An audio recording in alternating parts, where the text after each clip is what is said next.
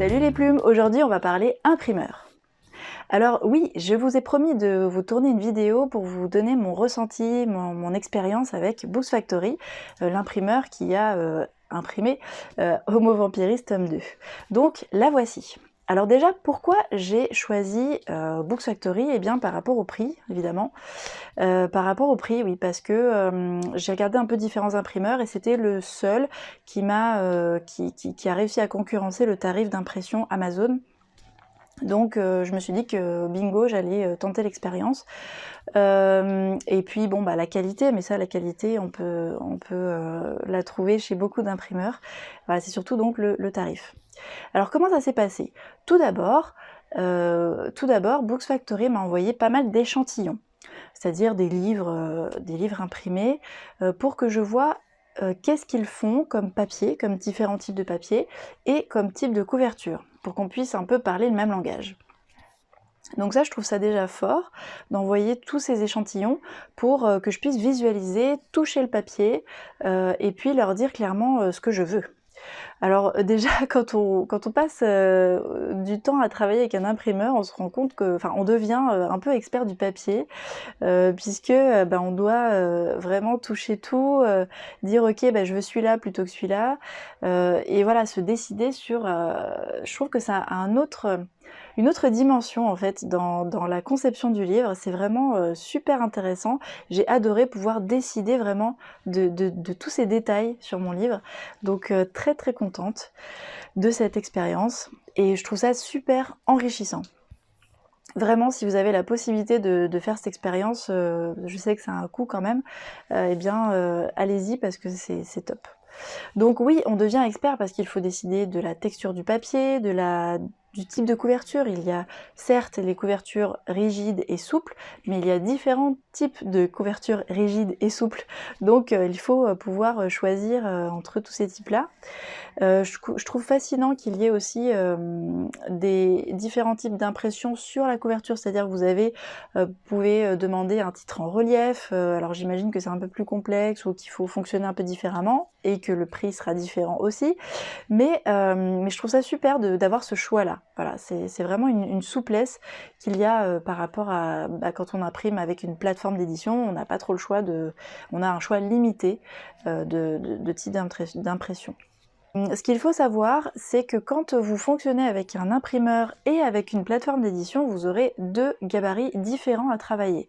Pour la couverture, l'imprimeur va vous envoyer un gabarit spécifique et Amazon par exemple, puisque moi je fonctionne avec Amazon, aura un autre gabarit qu'il va accepter, un autre format de couverture qu'il va accepter.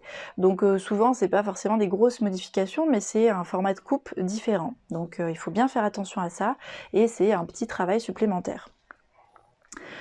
Ensuite, qu'est-ce que je voulais vous dire? Oui, il n'y a pas de... Enfin, avec Books Factory, il n'y a de base pas de livre test d'imprimé ni de couverture test. Alors je pense que vous pouvez le demander, là aussi le tarif va être différent, mais c'est sûrement faisable. Mais de base, ils ne le font pas parce qu'ils ont une toute confiance dans leur qualité, leur technicité, leur qualité de vérification avant impression. Et la preuve que ça marche super bien parce qu'effectivement, ils ont plusieurs niveaux de vérification, ils ont une technicité vraiment assez surprenante et ils travaillent énormément avant. Ils ont des méthodes de calcul, etc. pour vérifier que tout va bien se passer à l'impression. Donc ils font pas de livre test ou de couverture test.